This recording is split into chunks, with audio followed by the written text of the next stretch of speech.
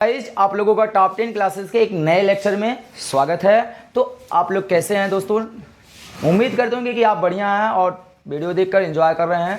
तो आज की वीडियो में हम लोग चर्चा करने वाले हैं एक अच्छी सी इंटरेस्टेड टॉपिक की। वो इंटरेस्टेड टॉपिक क्या रहने वाली, वो अच्छी टॉपिक आज की क्या है, कार्बन प्रतिरोध। आप लोगों ने बाजार में जो है कार्बन प्रतिरोधों को कई बार देखा होगा, कई बार आपने ध्यान दिया होगा, पर वहाँ आप लोग ये नहीं जान पाते कि ये कार्बन प्रतिरोध है या इससे परिपथ में प्रतिरोध उत्पन्न किया जाता है। तो भाई कार्बन प्रतिरोध को स्टार्ट करने से पहले, आज की टॉपिक स्टार्ट करने से पहले गाइस हम आपसे एक कार्बन प्रतिरोध को स्टार्ट करने से पहले अगर आप लोग चैनल पर नए आए होंगे तो चैनल को सब्सक्राइब करेंगे और दोस्तों के साथ आज के सेशन को ज़बरदस्त शेयर करेंगे कि जिससे कि अन्य भी दोस्तों को भी पता चल जाए कि कार्बन प्रतिरोध होता क्या है। तो चलिए ये लेक्चर को स्टार्ट कर लेते हैं बिना आपके टाइम को गंवाए हुए। तो भाई कार्बन प्रतिरोध, मन में आया कि कक्षा 12 की एक टॉपिक है कार्बन प्रतिरोध। कार्बन प्रतिरोध होता क्या है? देखिए, आप जानते होंगे ना, जब आप लोग जो है बाजार में जाते होंगे, कार्बन प्रतिरोध खरीदने जाते होंगे, तो कार्बन प्रतिरोध आपको दिखाई पड़ रहा होगा, आपको यहाँ स्क्रीन पे दिखाई पड़ रहा होगा कार्बन प्रतिरोध क्या होता है।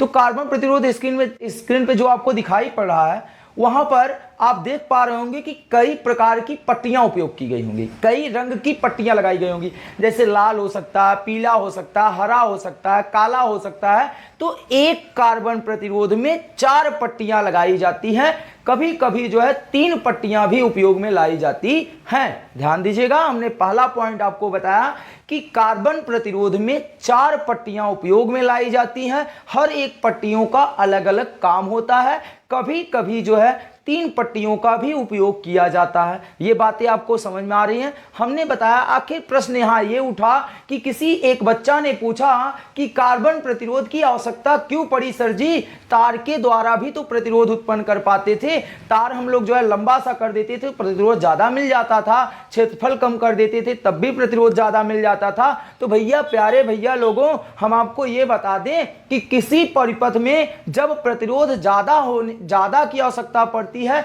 या परिपथ में ज्यादा प्रतिरोध उत्पन्न करना होता है, तो हम लोग तार के द्वारा या धात्विक तारों द्वारा वो उत्पन्न नहीं कर सकते। अर्थात साफ बातों में कहा जाए भैया, किसी परिपथ में जब हमको अधिक प्रतिरोधों की आवश्यकता होती थी तो हम लोग धात्विक तारों द्वारा उसे हम लोग प्राप्त नहीं कर पाते थे।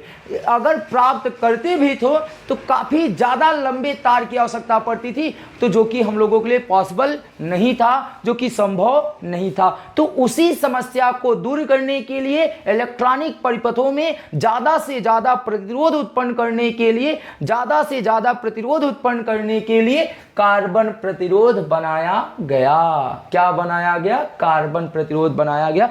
मन में जो कई प्रकार की प्रश्न उठ रहे थे वो क्लियर हुए कि कार्बन प्रतिरोध क्यों बनाया गया। साफ फंडा है। क्या लिखा गया है? इलेक्ट्रॉनिक परिपथों में क्या लिखा गया है भाई? इलेक्ट्रॉनिक परिपथों में अति उच्च प्रतिरोधों की आवश्यकता होती है। अति उच्च प्रतिरोधों की क्या होती है? आवश्यकता होती है। इन उच्च प्रतिरोधों को धात्विक चालक से नहीं बनाया जा सकता है। यही हमने बताया कि जो उच्च प्रतिरोध होते हैं उनको धात्विक चालक से हम लोग नहीं बना सकते। आगे क्या करा? इसलिए ऐसे प्रतिरोधों को अर्धचालक से बनाया जाता है। अब कहोगे सर जी अर्धचालक क्या होता है? भाई अर्धचालक क्या होता है, मैंने इससे पिछले वाले वीडियो में बता के रखा है। अर्धचालक क्या होता है आप वहां पर जाके देख सकते हैं। और फिलहाल अगर आप यहां जानना चाहते हैं अर्धचालक क्या होता है, तो आपको थोड़ी सी अर्धचालक के बारे में चर्चा करा देते हैं कि अर्धचालक क्या होता है।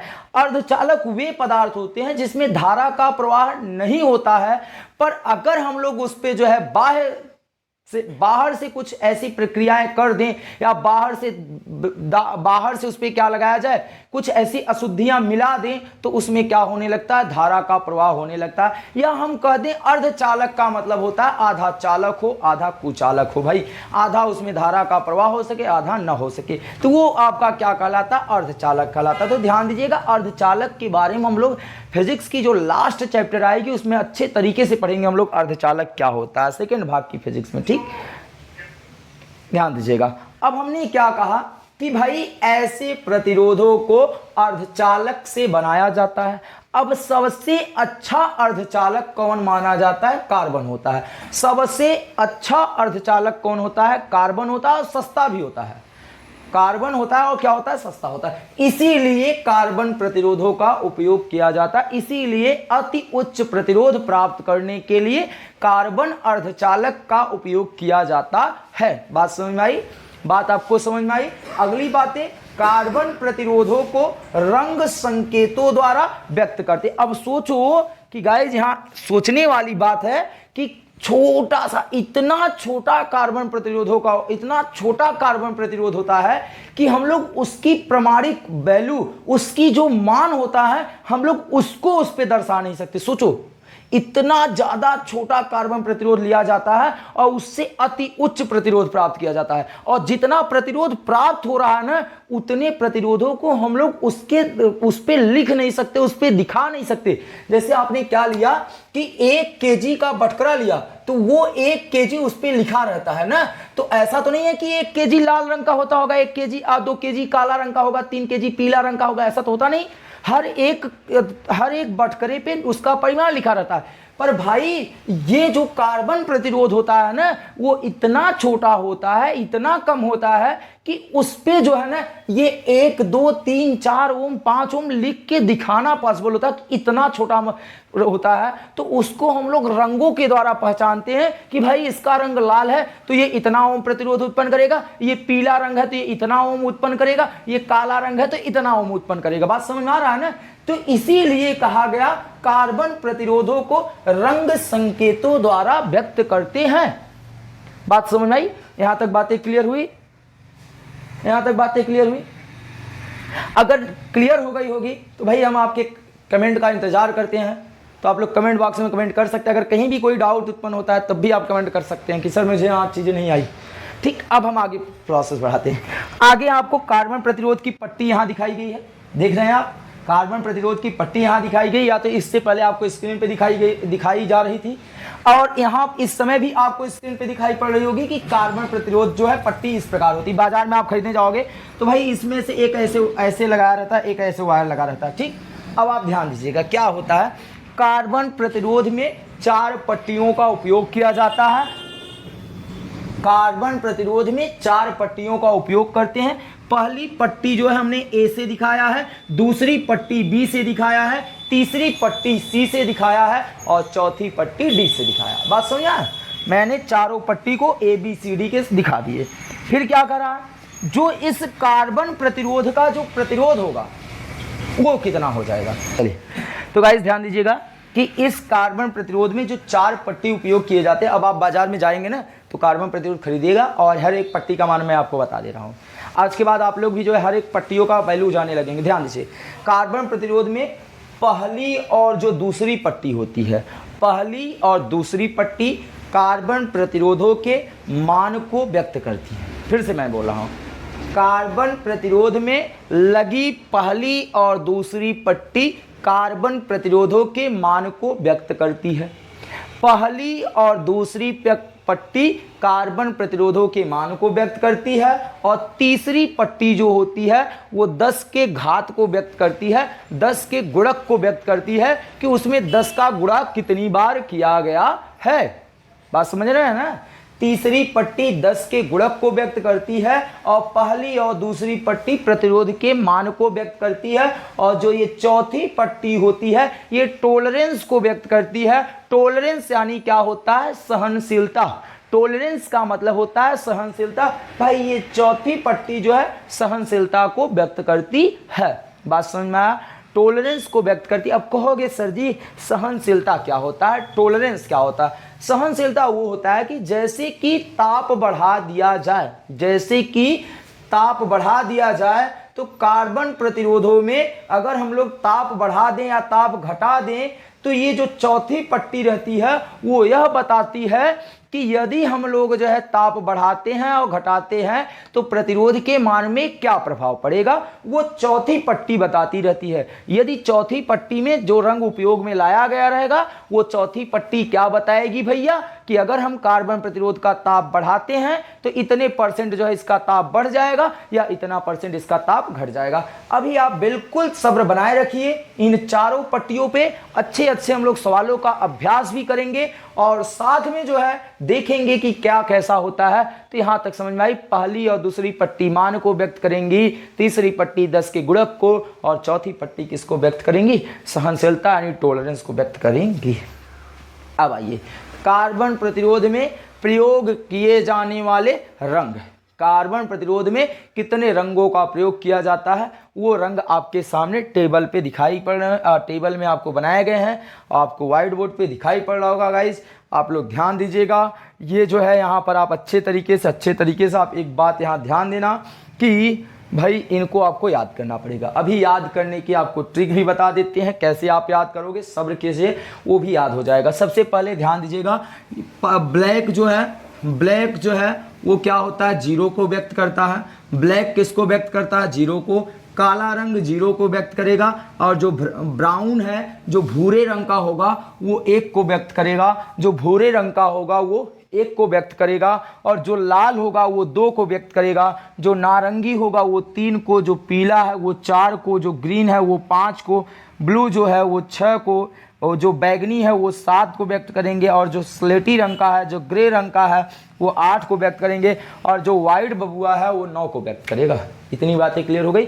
यानी ये अपने मानों को व्यक्त कर रहे हैं। यदि मैं बोल दूं भाई, अभी रुको सवाल पे चलते हैं तो वहां समझाते हैं। फिर उसके बाद जो गुणांक होगा, जो गुणक होगा, काला जो है 10 घाते 0 को व्यक्त करेगा। यदि आपका काला पट्टी रहेगी तो वहाँ 10 घाते 0 हो जाएगा। यदि ब्राउन पट्टी रहेगा तो 10 घाते 1 हो जाएगा। यदि रेड पट्टी रहेगी तो 10 घाते 2 हो जाएंगे। यदि नारंगी पट्टी रहेगा तो 10 घाते 3 हो जाएगा। इस प्रकार हर एक पट्टी का उपयोग किया जाता है। आगे देखिए, ये जो गोल्ड है, जो सुनहरा रंग है, आप यहां से टेबल को देखिए तो ये जो गोल्ड है वो सुनहरा रंग, यदि आपकी चौथी पट्टी गोल्ड रंग का हो, सुनहरे रंग का हो, तो उसकी टॉलरेंस क्या है, 5% है, ±5%। यदि भाई ये जो चौथी पट्टी है GOLD गोल्ड रंग का हो जाए तो इस कार्बन प्रतिरोध का ताप बढ़ने पर 5% प्रतिरोध बढ़ सकता है और ताप घटने पर कम से कम 5% प्रतिरोध घट भी सकता है। यानी यदि आपकी चौथी पट्टी गोल्ड रंग की होती है तो उसकी सहनशीलता +5 और -5 भी होता है। या तो 5 बढ़ जाता है या 5 क्या हो जाता है, घट जाता है। नोट कर लो, समझ में आ रहा है। आगे मैं बता रहा हूं भाई, यदि सिल्वर रंग का हो, यदि चौथी पट्टी सिल्वर रंग की हो तो क्या होगा, टॉलरेंस जो होगा, जो सहनशीलता होगी वो 10% घट जाएगी या तो 10% बढ़ जाएगी। अगर चौथी पट्टी कोई रंग का न हो, उसमें कोई रंग न हो, यानी चौथी पट्टी जो है आपका बिना रंग का हो, तो भाई +20% और -20%, यानी तब टॉलरेंस जो है 20% हो जाएगी या तो 20% ज़्यादा या कम हो जाएगी। तो गाइज इस प्रकार आप इस टेबल को याद कर सकते हैं, इस टेबल को समझ सकते हैं। इस टेबल का उपयोग न्यूमेरिकल के दौरान आपको जो बहुत इंपॉर्टेंट है। तो न्यूमेरिकल जब हम लोग समझेंगे तो हाँ इसकी वैल्यू समझ में आएगी। तो सबसे पहले कि इनको याद कैसे किया जाए, इनको याद करने का एक अच्छा वाला ट्रिक हमने आपके लिए लाया है। भाई वो अच्छा वाला ट्रिक क्या है, बीबी रॉय।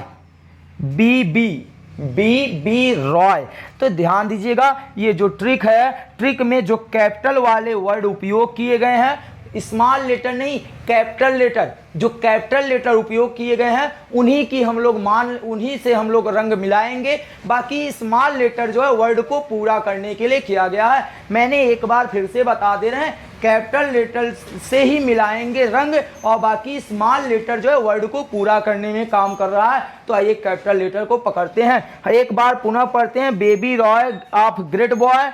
बेबी रॉय कोई एक लड़का है जो कि एक महान लड़का है, and very good wife wearing gold silver necklace, यानी उसके पास एक सुंदर सी वाइफ है और जो कि क्या पहनती है, गोल्ड नेकलेस और सिल्वर पहनती। भाई आजकल की तो सभी औरतें ये सब पहनती हैं, ठीक। तो ध्यान दीजिए इनका मतलब क्या है। बीबी बी, तो पहले बी का मतलब हो गया ब्लैक, पहले बी का मतलब हो गया काला, और दूसरे वाले बी का मतलब हो गया ब्राउन, जिसे भूरा कहते हैं। और भाई फिर रॉय, आर का मतलब रेड, ओ का मतलब ऑरेंज, वाई का मतलब येलो। बात समझ में आ रही है? याद हो जाएगा, याद हो जाएगा भैया, याद कर लीजिएगा। फिर ऑफ का कोई मतलब नहीं, क्योंकि इनमें दोनों स्मॉल लेटर हैं। फिर कैपिटल लेटर देखो क्या आ गया, जी आ गया। जी का मतलब क्या हो गया, ग्रीन, हरा रंग, जी का मतलब ग्रीन। फिर ये चारों स्मॉल लेटर हैं, कोई मतलब नहीं। फिर कैपिटल लेटर बी है, तो भाई बी का मतलब क्या हो गया, ब्लू, बी का मतलब क्या हो गया, ब्लू। एंड का कोई मतलब नहीं। फिर वी, वी का मतलब वायलेट, वायलेट का मतलब बैगनी। फिर उसके बाद जी, जी का मतलब भैया ग्रे, ग्रे का मतलब स्लेटी। और इसके बाद वाइट, वाइट में डब्ल्यू कैपिटल है, डब्ल्यू का मतलब वाइट, वाइट मतलब सफेद रंग। फिर वियरिंग, वियरिंग का कोई मतलब नहीं, क्योंकि इसमें सब स्मॉल है। फिर गोल्ड, गोल्ड का मतलब यहाँ जी, जी आपका क्या है, गोल्ड है। सिल्वर, यहाँ आपका सिल्वर है। और नेकलेस, नेकलेस का मतलब नन, नन माने कुछ भी नहीं। तो गाइज आप अच्छे तरीके से याद कीजिएगा। Baby Roy of great boy and good wife, क्या भैया, baby Roy of great boy and very good wife wearing gold silver necklace. तो आप याद कर लेंगे गाइज, आपको याद हो जाना चाहिए। आइए इस टेबल के उपयोग पे हम लोग कुछ सवाल का अभ्यास कर लेते हैं, तो आपके जो डाउट रह गए होंगे वो भी सारे डाउट क्लियर हो जाएंगे। सरसरी नजरों में पुनः आपका रिवीजन कराते हैं। कार्बन प्रतिरोध का उपयोग क्यों किया जाता है? क्योंकि इलेक्ट्रॉनिक परिपथों में का अधिक प्रतिरोधों को प्राप्त करने के लिए कार्बन प्रतिरोधों का उपयोग करते हैं। कार्बन प्रतिरोध कैसा होता है, किसका बना होता है? कार्बन प्रतिरोध एक अर्धचालक होता है, जो कि काफी कम मात्रा में ज्यादा प्रतिरोध उत्पन्न कर देते हैं। कार्बन प्रतिरोध में रंग संकेतों का उपयोग करते हैं, और इनमें 4 पट्टियां होती हैं, कम से कम, ज्यादा से ज्यादा 4 पट्टियां और कम से कम 3 पट्टियों का उपयोग किया जाता है, और हर एक पट्टियों का मान अलग अलग होता है। पहली और दूसरी पट्टी प्रतिरोध के मान को व्यक्त करती है, तीसरी पट्टी जो है किसको व्यक्त करती है, 10 के गुणक को यानी 10 के घात को, और चौथी पट्टी सहनशीलता यानी टॉलरेंस को व्यक्त करती है। इतनी बातें आपको क्लियर हो गई होंगी। आइए हम लोग कुछ सवाल का अभ्यास करते हैं, तो इसको मूव कर दें, आप एक स्क्रीनशॉट लीजिएगा, फिर हम लोग इसको मूव करते हैं। ठीक, ये देखिएगा यहाँ कार्बन प्रतिरोधों का ये व्यंजक लिखा गया है। ये कि अब इस ऐसी पट्टियाँ दी रहेंगी, तो पट्टियों के लिए व्यंजक का फॉर्मूला लगा लेंगे। ठीक, चलिए गाइस, तो देखिए आपके इस स्क्रीन पर जो है सवाल कुछ दिखाई पड़ रहे हैं। ये आपको ऐसे बोर्ड पेपर में दे दिया जाएगा, वहाँ पर जो है ये बनाया जाएगा, आपको ऐसे प्रतिरोध दिया रहेगा। ठीक, अब इसका कहेगा इस कार्बन प्रतिरोध का मान बताइए। तो सबसे पहले आप देखिए, ये जो पहली पट्टी है वो ए होती है, जो दूसरी पट्टी होती है बी होती है, तीसरी पट्टी सी होती है, चौथी पट्टी क्या होती है, डी होती है। चौथी पट्टी क्या होती है, डी होती है। फिर आपसे पूछ रहा है कार्बन प्रतिरोध का मान, इस कार्बन प्रतिरोध का मान। तो मैंने आपको फार्मूला भी बताया था कि कार्बन प्रतिरोध का मान कितना होता है। कार्बन प्रतिरोध के मान के लिए जो व्यंजक उपयोग करते हैं वो R बराबर होता है ए बी गुणे सी। ए बी गुणे कितना होता है, सी नहीं, ए बी गुणे कितना होता है, 10 घाते सी, 10 घाते सी। ध्यान दीजिएगा, 10 घाते क्या होती है, सी होती है, और प्लस माइनस d% होता है, ये होता है व्यंजक। तो आइए इसके लिए हम लोग फार्मूला निकालते हैं कि इस कार्बन प्रतिरोध का मान कितना होगा। तो ए और बी यानी पहली और दूसरी पट्टी प्रतिरोध के अंक को व्यक्त करती है। तो पहला ए पट्टी बैगनी है, तो देखो भाई बैगनी कहाँ पर है, बैगनी के लिए इस पट्टी का मान कितना है, 7 है, तो ए के स्थान पे 7 उपयोग कर लिया जाएगा।